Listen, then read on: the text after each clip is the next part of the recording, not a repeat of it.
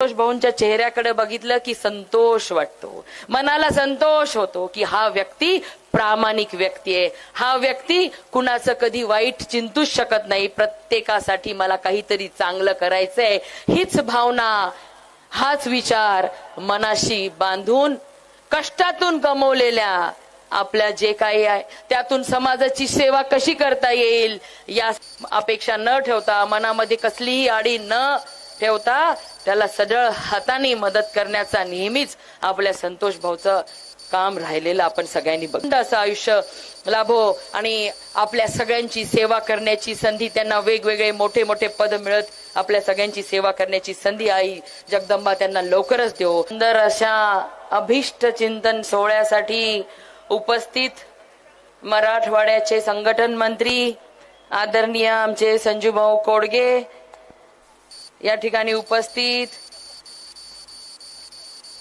एका कर्तृत्वान लेखाचे वडील ज्यांनी सुंदर असं आपल्या लेखाच्या बद्दल मनोगत व्यक्त केलं,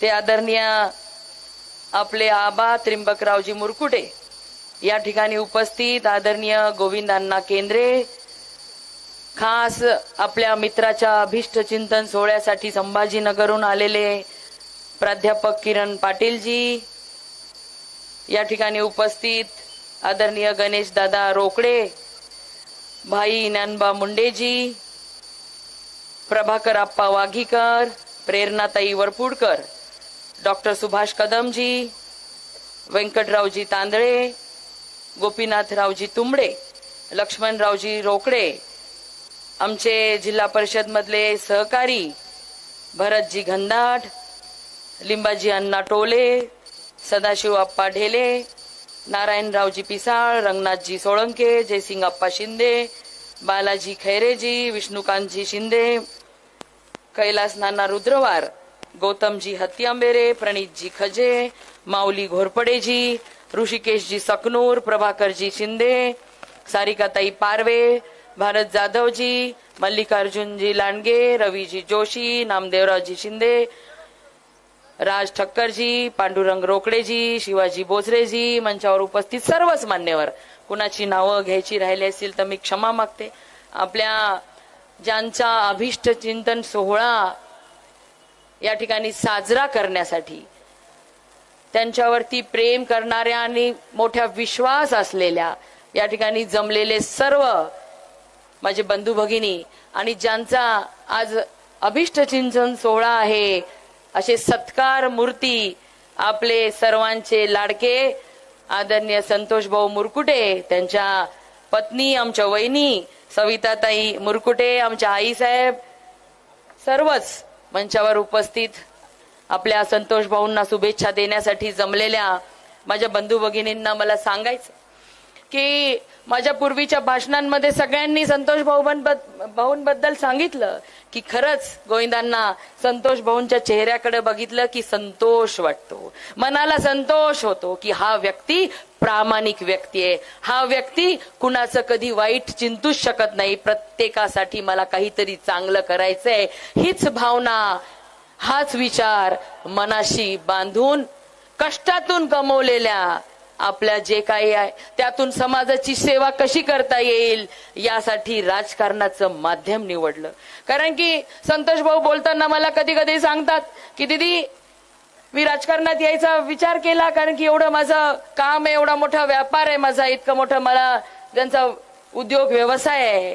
मी म्हटलं संतोष भाऊ एवढं चांगलं उद्योग व्यवसाय, चांगलं राजासारखं राहणं, कुठल्याही उद्योगपतीचं बघा किती थाटात राहतात सगळेजण, कशाला ह्या 24 तास लोकांसाठी राबण्याच्या ह्या क्षेत्रामध्ये आपण आलात? तर म्हणे दीदी मी समाजसेवा माझ्या फाउंडेशनच्या माध्यमातून, माझ्या परिवाराच्या माध्यमातून करत आहे, पण ह्या राजकारणाच्या माध्यमातून एका चांगल्या पदावर जर मी गेलो तर मोठ्या प्रमाणामध्ये लोकांची मी सेवा करू शकतो, ते अधिकार आल्यानंतर चांगल्या पद्धतीने मी या ठिकाणी सेवा करू शकतो, माझ्या मनामध्ये मला लोकांना जे करायचंय ते हजारोंच्या लाखोंच्या संख्येमध्ये मी लोकांसाठी करू शकतो, म्हणून मी हे माध्यम निवडलेलं आहे। आणि प्रत्येक वेळी जसं संजय भाऊ कोडगे साहेबांनी सांगितलं की कोणाचाही फोन येऊ कधी कुणानी काही अपेक्षा करो, त्यासाठी कुठलीही अपेक्षा न ठेवता, मनामध्ये कसलीही आडी न ठेवता त्याला सढळ हाताने मदत करण्याचा नेहमीच आपल्या संतोष भाऊचं काम राहिलेलं आपण सगळ्यांनी बघितलेलं आहे. किरण भाऊ, तुम्ही सांगितलं की येणाऱ्या विधान परिषद आहे, आपल्या केंद्रीय अण्णांनी सांगितलं कधीतरी रात्री फोन येईल आणि पक्ष संतोष भाऊच्या कामाची दखल घेईल, यात तीळ मात्र शंका नाही. कारण एवढ्या मोठ्या संख्येने जमलेला जनसमुदाय सांगतो की संतोष भाऊ जे करतात ते कुठल्याही स्वार्थाशिवाय करतात. लोकांचं भलं माझ्या हातून व्हावं. संतोष भाऊ, तुम्ही नेहमीच जो एक हात मदतीचा गुरु आपण म्हणतो संतोष भाऊंच्या साठी की एक हात मदतीचा, नेहमीच सदळ हाताने मदत करण्याचं काम संतोष भाऊ करतात. आणि आमच्या जिल्हा अध्यक्षांनी तर सांगितलंय की 2 हात मदतीचे आता संतोष भाऊच्या आम्हा सगळ्यांना लागणार आहेत. पण तशाच पद्धतीने एक हात नाही तर 2 हात सगळं सदळ मनाने नेहमी मदत करणारे संतोष भाऊ आपल्या सेवेसाठी हजर असतात. संतोष भाऊनी त्यांचा राजकीय अनुभव सांगितला, ह्या पेठशिवणीच्या परिसरामधल्या लोकांच्या अडचणी सांगितल्या. संतोष भाऊ आणि खास सविताताई, मी तुम्हाला सांगते आपा, मला माहितीये ह्या पेठशिवणीकरांचं मनच खूप मोठं आहे आणि बोर्डीकरांचं माझ्याशी आणि पेठशिवणीकरांचं एक वेगळंच नातं आहे. ह्या पेठशिवणीमध्ये मी काही वर्षापूर्वी मुक्काम सुद्धा केलेला आहे आणि सगळ्यात मोठी आठवण म्हणजे ह्या पेठशिवणीतून 150च्या वरती लोक माझ्या लग्नामध्ये वराड्यांना वाढण्यासाठी आले होते. हे नातं आमचं पेठशिवणीकरांचं, बोर्डीकर परिवाराचं, मेघना दिदीचं ह्या पेठशिवणीच्या लोकांसोबत आहे. हे पेठशिवणीचे लोक मन मोकळे, एकदा का कोणाला मनामध्ये स्थान दिलं तर ते त्याला दूर करत नाहीत. म्हणून सविताताई, तुम्ही बिनधास्त राहा.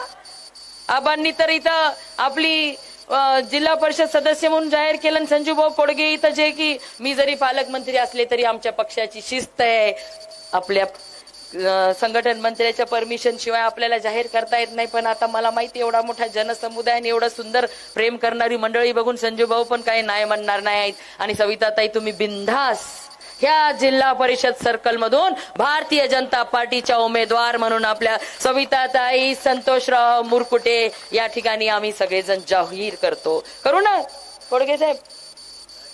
केलंय बघा आधीच.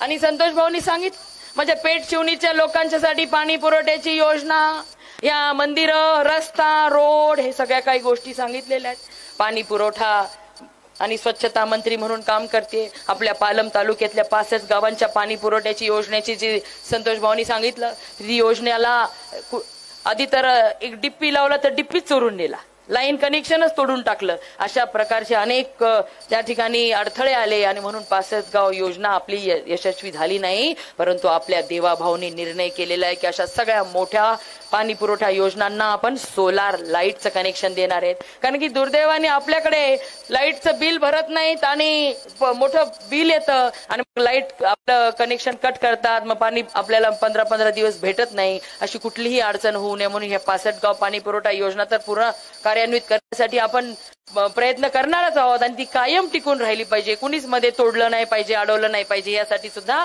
आपण प्रयत्न करणार आहोत. पण पेठशिवणीसाठी आपल्याला पाण्याची, मग तुम्ही चांगला DPR बनवा. संतोष भाऊ, आपण सांगितलं या ठिकाणी नदीवरून पाणी आपल्याला पेठशिवणीसाठी भरपूर पाणी आपल्या पंतप्रधान नरेंद्र मोदीजींनी सांगितलेलं आहे की ग्रामीण भागातल्या प्रत्येक व्यक्तीला 55 लिटर पर व्यक्ती असं पाणी द्यायचंय. आणि ते देण्यासाठी तुम्ही तेवढे मोठे कॉन्ट्रॅक्टर आहात, एवढे अनुभवी, तुम्ही मोठे मोठे कामं या महाराष्ट्रामध्ये तुम्ही करत आहात, ही मी जाणते. आणि म्हणून आपल्या पेठशिवणी काय, पालम काय, गंगाखेड काय, परभणी मधल्या कुठल्याही पाणी पुरवठ्या योजनाला निधीची कमतरता आम्ही पडू देणार नाही. आता जरी निधी देण्यासाठी जरा उशीर झाला असेल, पण यापुढे आपल्याला निधीची कमतरता भासू देणार नाही. आणि ह्या पेठशिवणीच्या आणि परिसरातल्या पाण्याची कायमस्वरूपीची अडचण दूर करण्याचा शब्द आपल्याला आज ह्या मंचावरून देते. पालकमंत्री म्हणून आपल्याला मग मंदिरांच्यासाठी, सभा मंडपांच्यासाठी, रस्त्यांच्यासाठी निधीची आपण मागणी केली. कुठल्याही निधीची कमतरता आपल्याला यापुढे राहणार नाही, हे सुद्धा मी या ठिकाणी आपल्याला सांगते. पेठ शिवणी सर्कल मधील गुंज येथील रामरावजी काळे यांनी 21 गुंठे जमीन शाळेसाठी दिलेली आहे. त्यांचं सुद्धा स्वागत आपण या ठिकाणी केलं पाहिजे. एवढ्या मोठ्या मनाची माणसं या परिसरामध्ये राहतात आणि त्यांना जपणारा नेतृत्व संतोष भाऊ तुमच्या रूपाने मिळालेलं आहे. मला खात्री आहे की तुम्हाला ही मंडळी डोक्यावर घेऊन नसतील, कारण की त्यांना माहिती आहे तुम्ही कुठल्या स्वार्थासाठी राजकारणामध्ये आले नाहीत. या जिल्ह्यातील लोकांना दाखवून द्यायचंय की एक निर्मळ मनाने एक व्यक्ती, एक भाऊ आपला ठिकाणी नेतृत्व आपल्याला पाहिजे. या ठिकाणी नेता आपल्या सगळ्यांची काळजी घेणारा भाऊ आपल्या पाठीशी पाहिजे आणि त्यांना सांभाळण्याचं काम आपल्या सर्वांना या ठिकाणी करायचंय.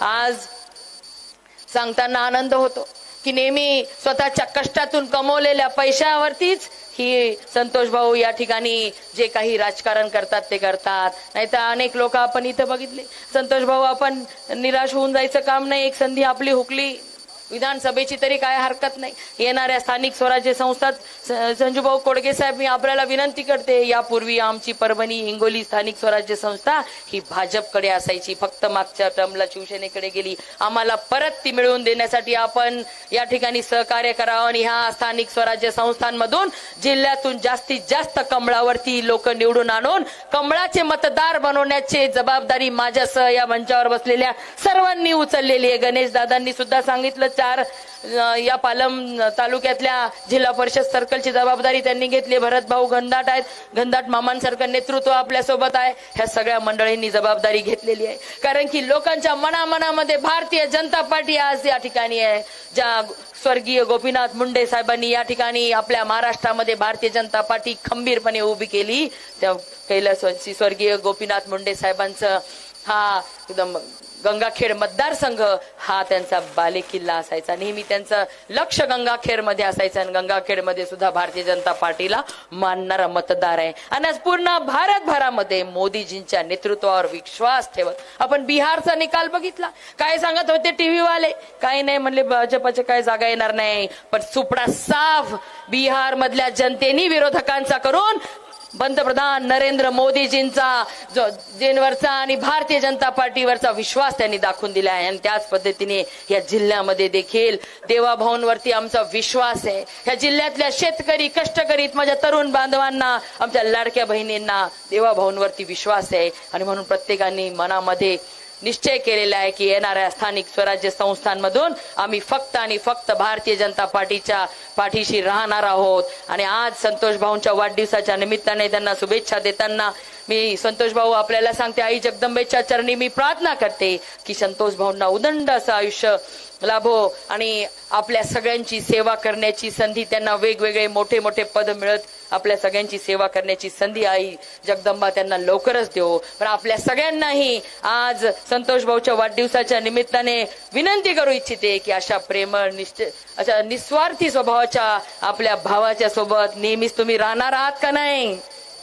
अरे पेठ शिवणीच्या गावामध्ये झोपलेल्या, घरामध्ये झोपलेल्या आमच्या मायमाऊल्यांना ऐकू आला पाहिजे, एवढा हो पाहिजे. जेवणाची पण छान व्यवस्था संतोष भाऊंनी आपल्या सगळ्यांची केलेली आहे. 2 हात वर करून मला विश्वास द्या, संतोष भाऊंच्या सोबत, आमच्या सविताताईंच्या सोबत आपण सर्वजण राहणार आहात की नाही? धन्यवाद. जय हिंद, जय महाराष्ट्र. धन्यवाद. अतिशय सुंदर अशा प्रकारचं मनोगत या ठिकाणी